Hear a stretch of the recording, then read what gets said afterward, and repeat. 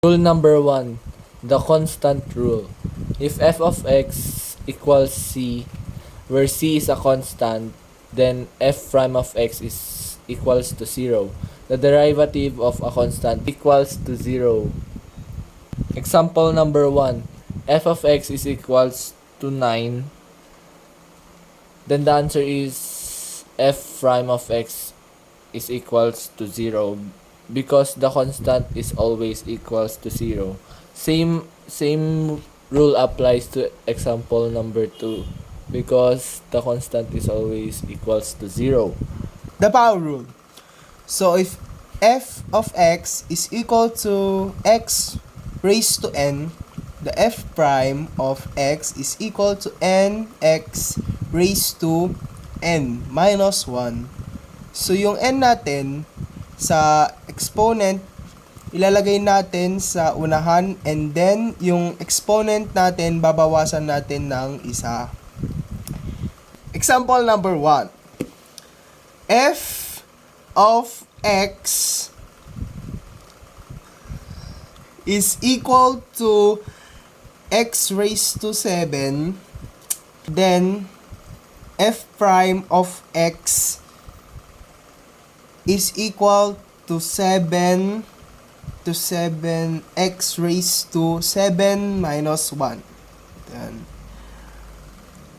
Then the answer is f prime of x is equal to x raised to 6.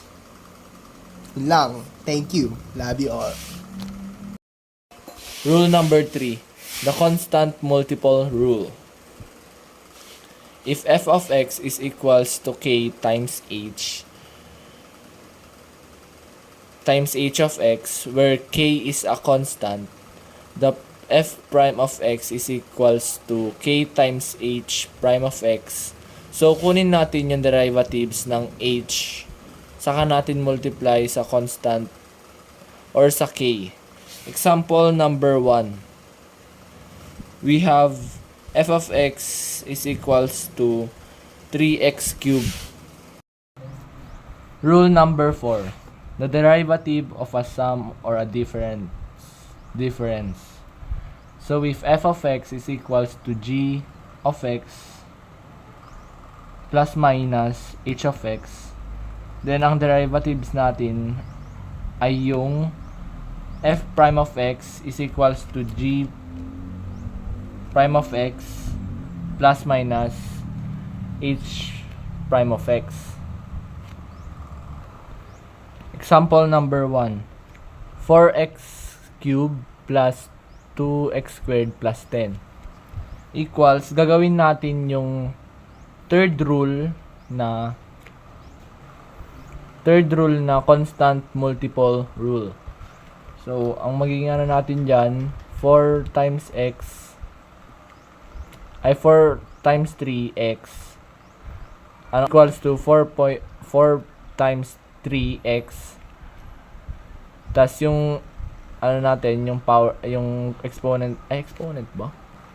Babawasan lagi natin to ng isa. Plus 2 times 2x cubed ay x squared minus 1 plus 0.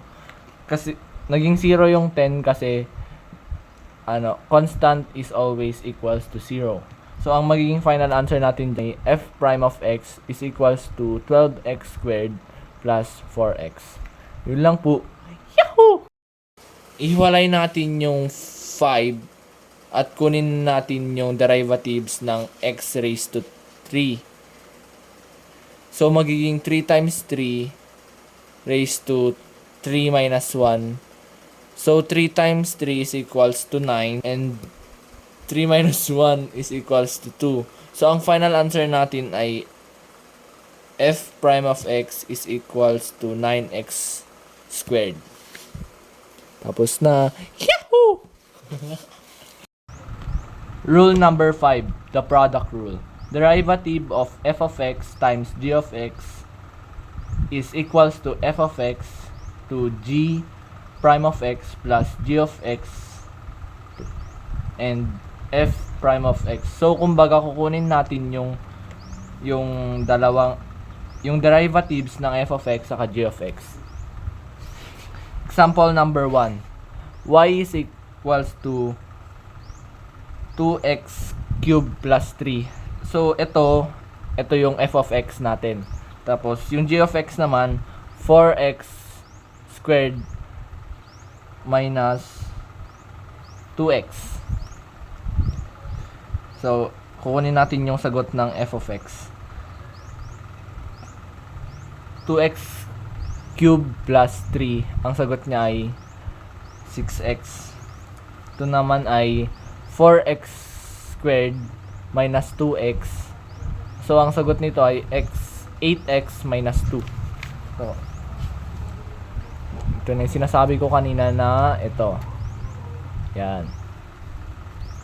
Y is equals to 2x cubed plus 3 times 8x minus 2 plus 4x squared minus 2x and 6x. Itong dalawa, ito yung nakuha natin sa dito, sa f of x and g of x. So, ang sagot ng mga to ay ito. 16x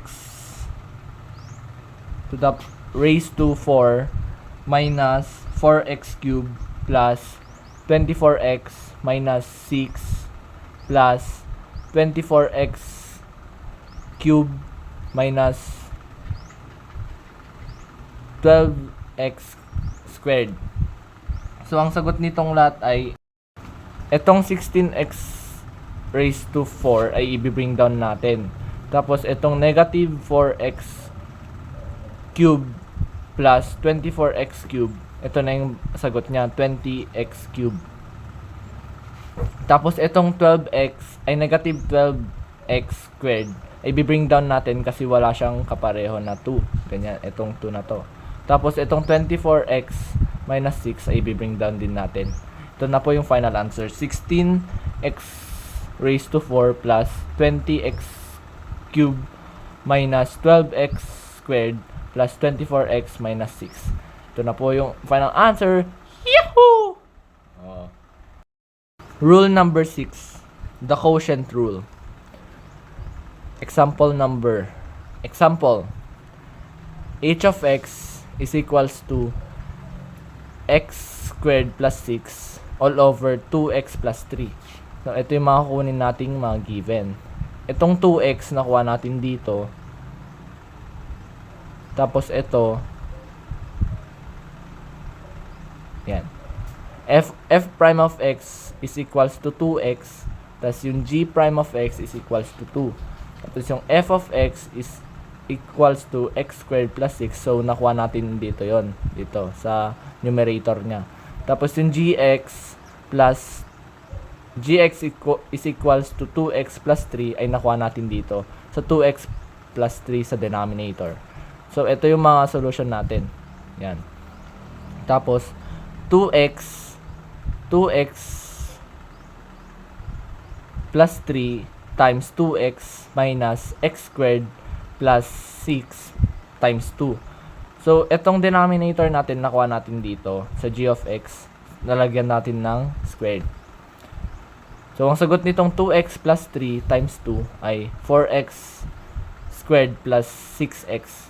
Itong sagot naman natin sa x squared plus 6 times 2 ay ito, 2x squared minus 12. So, itong denominator natin na 2x plus 3 squared ay bababa lang natin, i-bring down natin. Ang sagot nito ay ang sagot nitong lahat ay 4x squared plus 6x minus 2x squared minus 12 all over 2x plus 3 squared. Ito na yung answer natin, final answer.